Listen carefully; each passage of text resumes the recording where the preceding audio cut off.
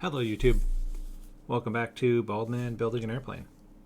So this is finishing the Empennage video 5, and it looks like I am attempting to properly balance the elevators and playing with the neighbor's dog.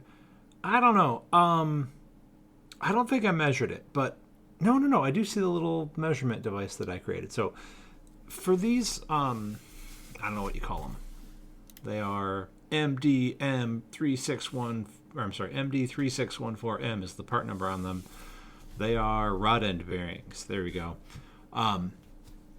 They specify that from the web of the spar to the center of the hole is 3/16 of an inch. So I'll put up a little graphic here of the tool that I made to say this is where they should be.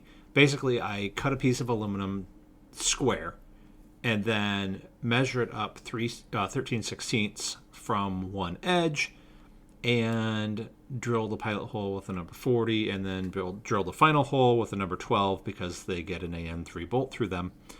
And that was a nice little tool that I created that helped me put those to the right length specified by Vance. Now,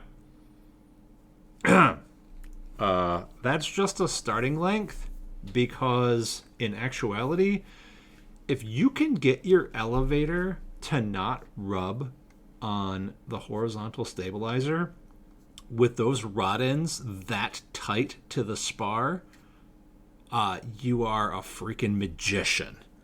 Okay?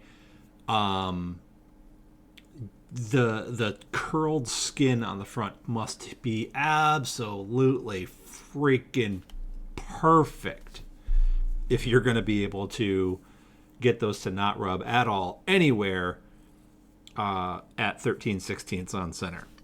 So that's what I'm doing here is I'm just adjusting it, testing it, it's rubbing, just trying to get them at least verify the balance after I did all that work with the counterbalances with the lead weights.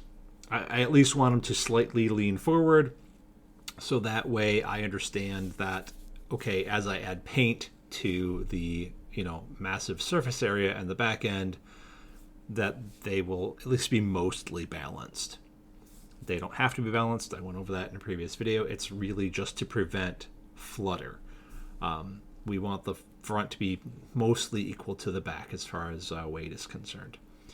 So anyway, yeah, I ended up having to pull those rod ends out like one full rotation, maybe two, 1.5. I can't remember exactly what it was to get them to stop rubbing.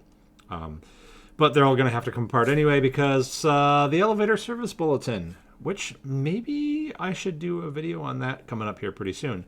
We're getting close to the end of the fiberglass work on the Empennage, so I'm going to have to open up my elevator again pretty soon because there's a service bulletin.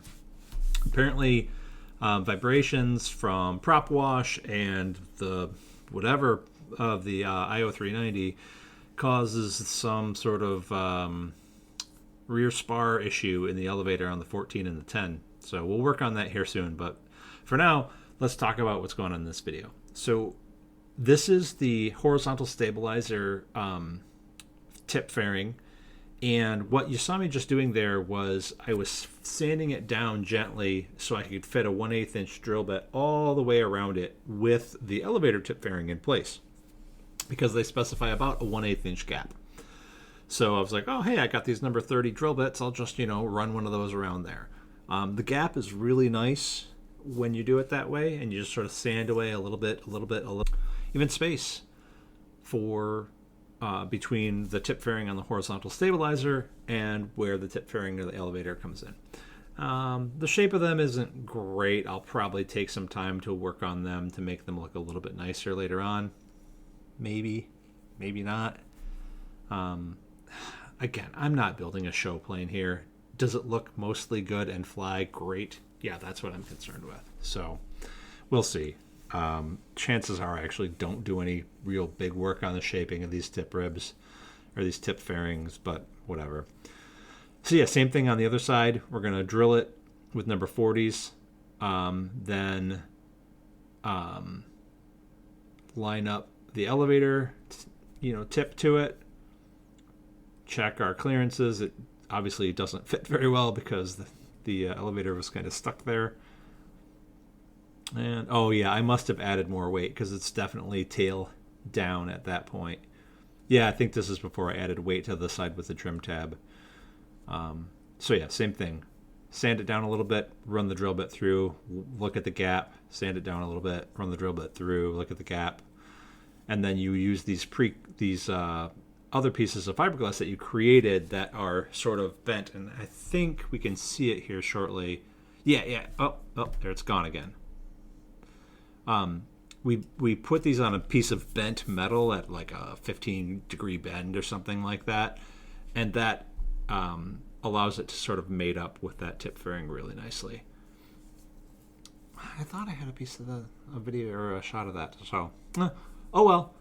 That's enough of this one. Maybe it's in the next video where we see we make these tip fairings finalized. Bye.